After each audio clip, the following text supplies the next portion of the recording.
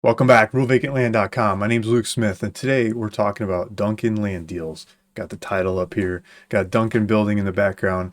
Dunkin has been growing really fast across the country for a long time. They've been eating up land, and I think it's a good idea to study who's eating up land so we could get out in front of them and supply that land to them, right? So one of the deals, will boil it down, is my favorite out of today's group, but just looking at data, Dunkin's got over 9,000 locations in the US. I think it's 13,000 internationally. There's lots of locations. They pay good rent. They've got good credit.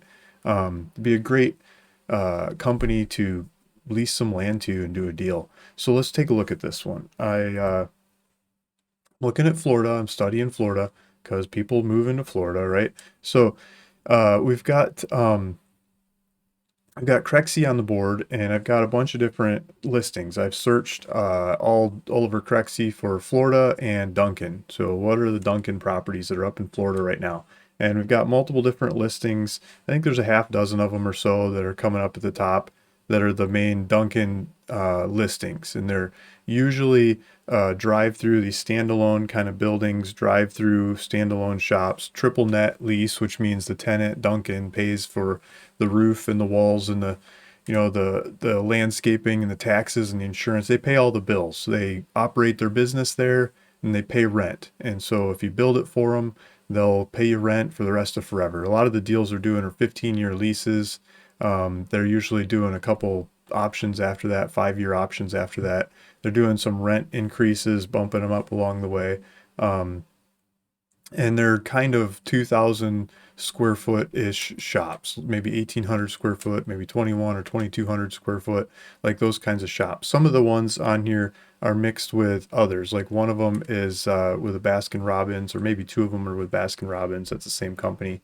One of them is Pizza Hut, or no, Domino's. This one's a Domino's Dunkin'. This one is a Dunkin' and a Baskin Robbins. I think this one is also a Dunkin' and a Baskin Robbins. And so I went through and I did some, boring data stuff. So bear with me here. I put it on a spreadsheet. You know me, I like using spreadsheets. And I mapped them out, and I went and I tried to figure out how much they paid for the land before they built the Dunkin' on the property, and what year they bought the land, and then when was the Dunkin' built. And so studying that, a couple of them I couldn't get the data because it's more complex. There's more than just one building there and more stuff going on, so it's harder to distill.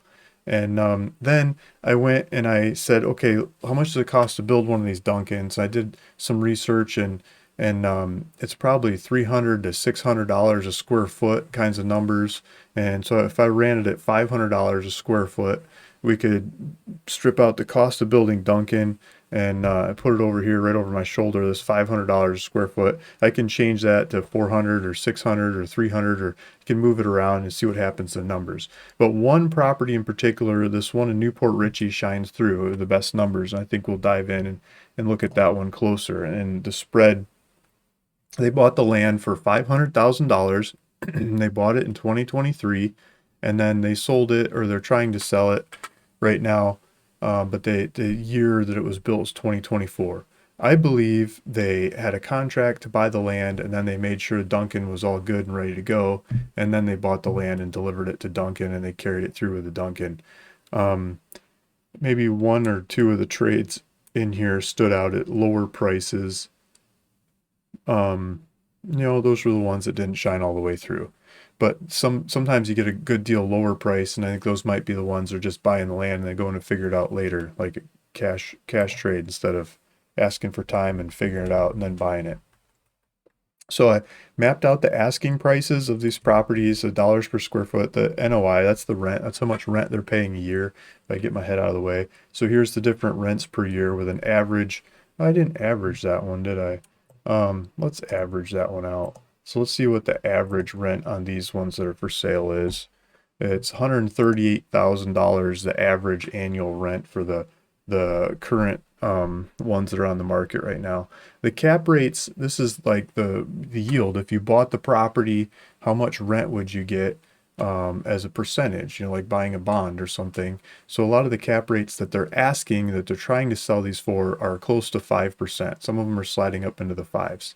Now I went and I looked at Net Lease Advisor as a different website. They map like some recently traded Dunkins, and these are not so recent. This is as of March 12th of 2024. I mean, I could dig up some others, but this gives you kind of an idea. They're talking about 2,000 square foot average, lot size half acre to 1.5 acre kind of average, lease term 15 to 20 years.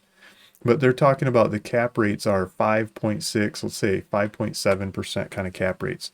So the rates that these people are asking right now are closer to the fives. They're asking too much in price compared to what they're trading at. So if they get in the upper fives, they probably start trading. There's a couple here that are asking, this one's asking 6.3, this one's asking 7. The one that's asking in the sevens, they've got a different, bigger building behind it. You got to get the bigger building with this building. So it's not just apples to apples. It's a different mess. And the 6.3, I'm not sure why that one's cheaper than the others. So the traffic, I was studying the traffic, looking at the traffic over here. The average traffic for all these ones that are up for sale is like 26,000, almost 27,000 cars a day. The lowest one was 11,000 cars a day, and the 11,000 cars a day was in St. Petersburg, Florida. But I think that one had really high income. Yeah, it has 117,000. No, where's the income? Yeah, it had. No, it didn't have the income. Oh, I was mixing up properties. We've got a lot of people in the area, normal-ish income. So the average incomes that they were doing for all these properties in the 3 mile radius, I did a 3 mile radius from the same data set. Different data sets are giving me different numbers, but just kind of generally comparing them, it's about $80,000 a year annual income is what seems to be the average. One of them was a lot higher, was one of these newest built ones in St. John's, Florida. Um, yeah, so looking at the population in 3 mile radius, it's usually 66,000 people is kind of the median or the average of what these are doing. Some of them are higher, some of them are less, but those kinds of numbers. So the average size of land that they were using is 0.95 out of all these ones. Some are lower, some are more, like 0.64 was the smallest. The largest was 1.33. I was studying the access. A lot of them have direct access or pretty close to direct access to the major roads that are in front of it. Sometimes it's like the road to Walmart, got to go around the corner to get in there, or the road to the shopping center, got to go around the corner to get in there. But Dunkin' Donuts is out front on the street with the most visibility compared to everything that's going on there. And so just looking at these averages, looking at the numbers, looking at the statistics, one of them really stands out. And this stands out after I take how much they paid for the land and how much it probably cost to build a building and how much they're trying to sell it for. And looking at the cap rate that they're asking, I mean, you could probably do some math and shave like 200 grand off of this number is what it would probably really trade for. So it's probably like 1.2 or $1.25 million spread is what they're getting out of this. So buying the land, putting Dunkin' there, and selling it as a Dunkin' property. So if we go look at this one's a Newport Richie. This is the one I'd like to study. So this is our case study for today, right? How can we make one of these? How can we find one of these? How can we buy one of these? How can we create one of these? That's what I'm studying. That's what I'm trying to learn. That's what I'm working on. So this property, it's listed and there's the brokers are on there. It's for sale and you could buy it if you wanted to.